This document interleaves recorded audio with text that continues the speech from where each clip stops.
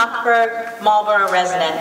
I am speaking to you as president of the Marlboro High School PTSO about a concern that has been building and has now come to the point where I feel it is necessary to come before this board. Since last year, and most recently with the departure of Mr. North from our school, the PTSO has been under attack.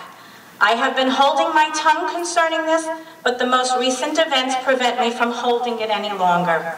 I will begin with the most recent issue. Our PTSO runs a breakfast table for students and faculty 3 mornings a week. We have always had faculty come to purchase breakfast items from us this whole year. That is, until Mr. North's departure. Suddenly, faculty was missing, and when I was speaking to a faculty member, that person was specifically called away and has not returned to our table. We were also told that they seemed to have been instructed not to speak to the PTSO any longer. I requested a meeting with Dr. Hazel, which I attended with my first vice president. When we asked about this matter, she assured us that the instruction did not come from her office, but she did not seem willing to find out where this came from or put a stop to it.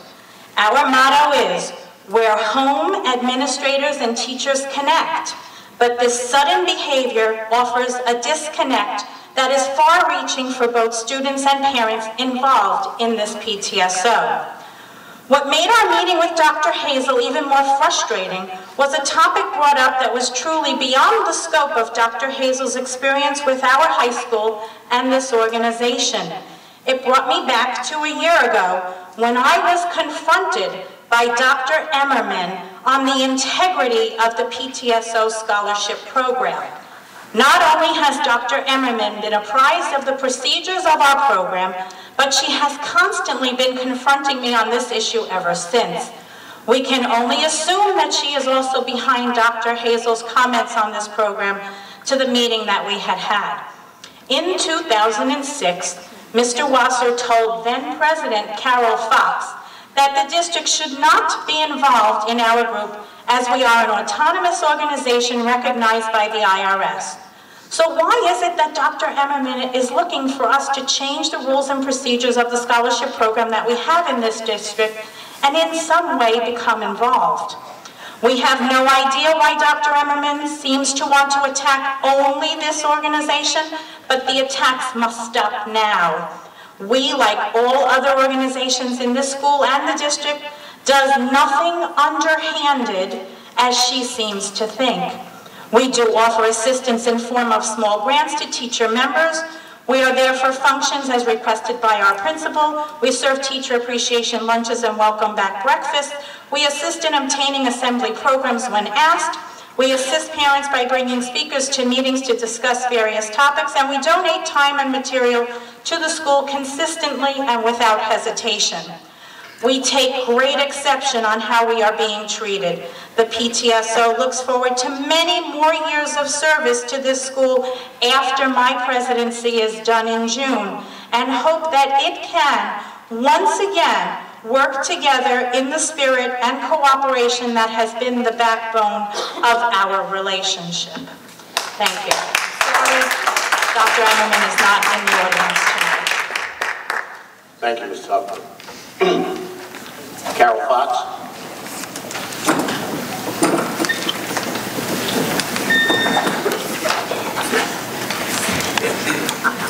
First, I would like to congratulate Mr. Wasser on his impending retirement. I wish him luck. Second, I would like to know when this board administration is opening up to the public to apply to be on the interviewing committee for superintendents and principals. I said it 3 years ago, and I say it again. It is necessary for the public involvement. And I, for sure, want to be on those committees. I think we've already seen how maybe it can go wrong, and maybe someone from the public could pick something up. I was also under the impression that like most organizations, that this Board of Ed goes on the basis of Robert's Rules of Order. But I'm afraid that I don't see the current president of this board, Mr. Lawson, carrying this out. When, according to Robert's Rules, when someone asks a question and if it might not be his answer that's necessary, it might be someone who's asking the Freehold Borough rep or the Colts Neck or the Marlborough rep. And in particular, with the Marlborough rep, Mr. Lawson never seems to redirect it to my representative. Therefore, he would not talk out of order because of Robert's Rules, and yet nobody else is following Robert's Rules. So I would like some clarification on that. Thank you. Thank you. Oh, I do have one more point. You're right. If any parent organizations are being looked at, not only do I stand very proud behind the integrity of Marlboro's parent organization, but what you do to one, you do to all. So start inspecting every single parent group. Thank you. That's the end of the list. Is there anyone else who has a comment for public participation? Seeing none. Thank you very much.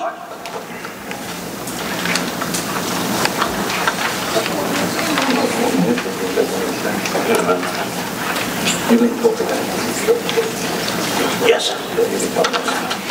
We're going to get the agenda out of the way first. Yep. That's quick enough. Okay, moving on to our business agenda.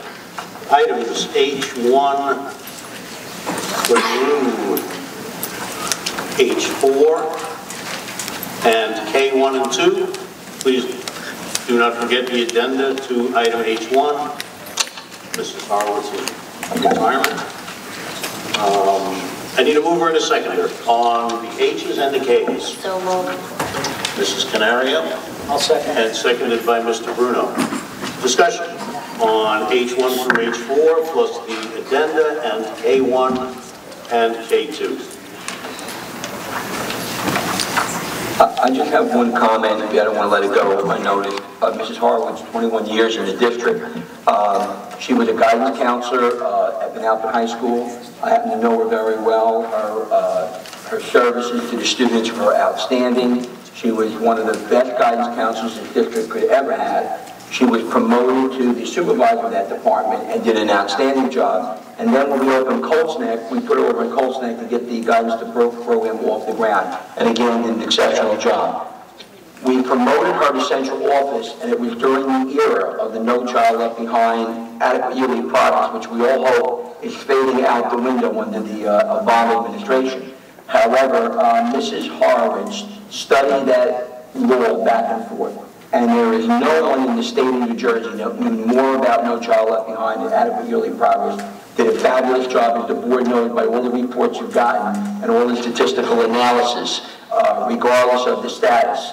But did it in such a way to take something very complicated and made it very easy. So my compliments. I know Ms. Hart has been talking about it for personal reasons, and she's been just a delight to work for, and the district is going to really miss her. Thank you, Mr. Lawson. Mr. President, I have one question on the agenda. Yes. On page 5, the top, weight room attendant, step 1, stipend 1533 to step 4, 1851. Just, was that a misprint in a previous agenda, or? Dr. Kaler, you know Ken? Okay, it should have been on step 4. Thank you. Okay, further comments on the agenda items? Seeing none, Mr. Boyce, please. Mr. Bruno? Yes. Mr. Kayazin? Yes.